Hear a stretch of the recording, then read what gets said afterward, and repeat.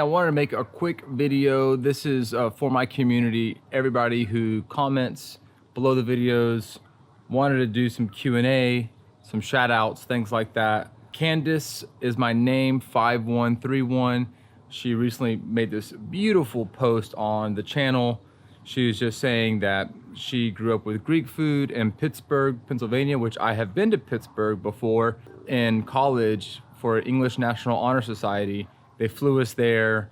Really awesome downtown with tons of history. We took the big elevator up, big lift up. I forgot what it's for, maybe for steel mining or something like that. And there was an overview of the whole city. Pittsburgh, absolutely love it. She moved to Texas, looking for that quiet life, and it is peaceful here in Texas. Candace, hopefully you can swing by the restaurants if you're in the DFW area sometime. I'd love to have you. Carlos Music BMI. First of all, Carlos, he owned 2 restaurants. Great insight. I don't like your username, bro. BMI. And if you guys know what BMI is, basically they were haggling me to pay them like 30 bucks a month or something like that, a licensing fee to play music. And I understand artists, yeah, the BMI, and there's 2 or 3 other companies that work for these licensing companies that attack us restaurant owners to collect money for them. The music that you're listening to at a restaurant when you're dining in is not free. The restaurant owner pays for it.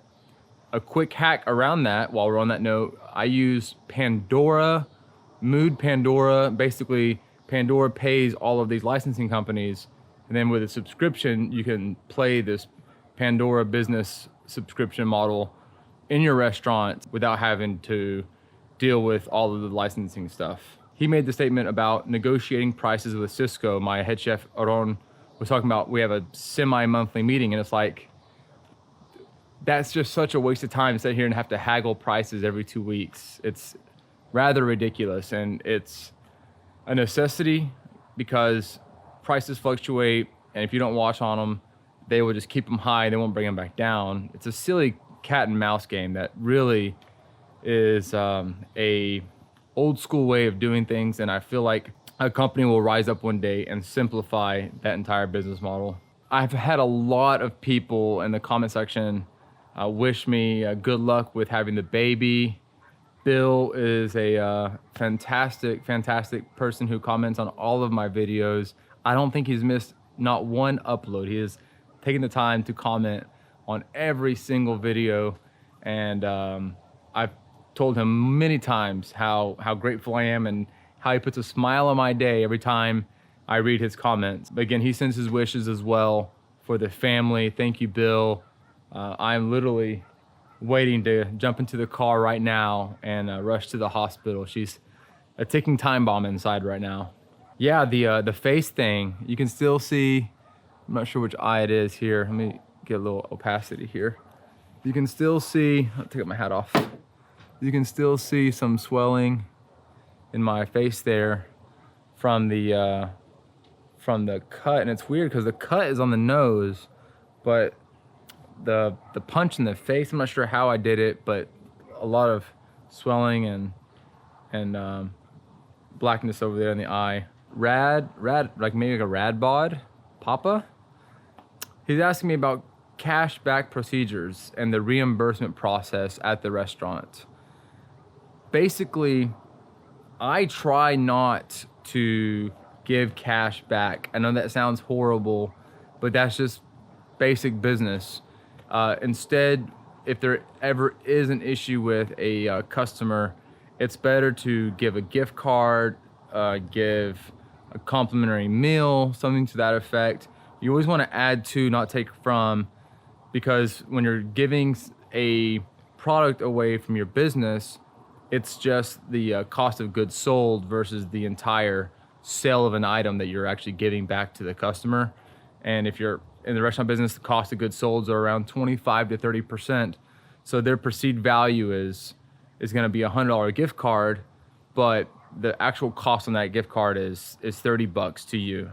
If you were to give them 100 bucks, that's $100 in pure cash that can go to saving the business. So that's my cashback procedures. As far as who gives what or whatever happens, I give my managers, full discretion on that, and they give me a report at the end of the day. And they've kind of learned over time how I like things done. And, if it's a horrible situation where, someone, I don't know, finds a piece of plastic in their food from maybe something that's opened up in the back and it falls into the plate or something like that, and they bite into it and they're like, oh my goodness, we will comp that whole meal. But otherwise, we'll bring out some dessert, let me sweeten things up.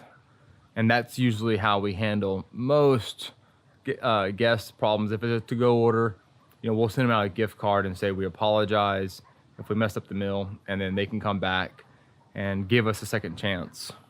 I hope I'm not boring you too much with the workout stuff. It's a big part of my life right now with the home gym.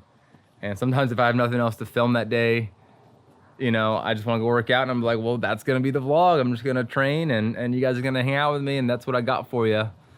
And just know that it brings me a lot of joy and a lot of happiness and strength and everything else that is beneficial with working out. Got a few more, and then I'll wrap up this vlog here. Francisco Hernandez, Mr. 3GL. He made the comment that the restaurant business is one of the toughest businesses to run. I don't know how tough it is because it's the only business that I've ever been in. When I was 13 years old, I was a busboy at South Shore Seafood, my uncle's little seafood restaurant he had on Lower Greenville Avenue in Dallas.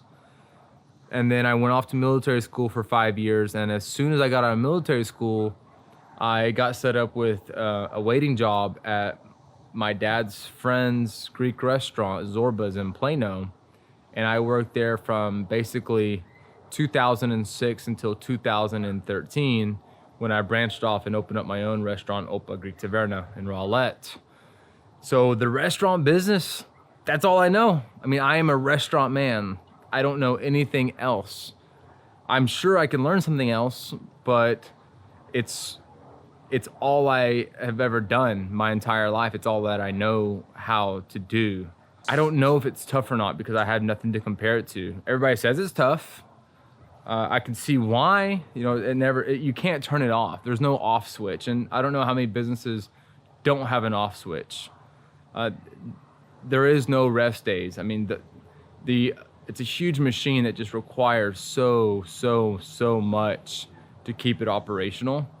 I mean, the profit margins are so thin, and the break-even revenue that's needed is so high just to turn a profit. And I don't think a lot of people know that.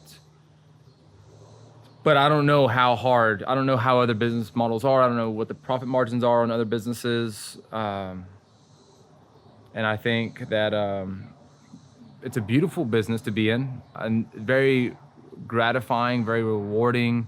All of these people's milestones of their lives has been celebrated through my restaurant.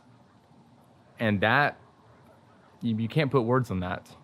I thought this was a really fun video to make. I love the community that this platform provides, and I love interacting with all of you. And it really is so sweet to have you guys commenting and being engaged on the channel. I hope you guys have a fantastic night, and I will see you soon.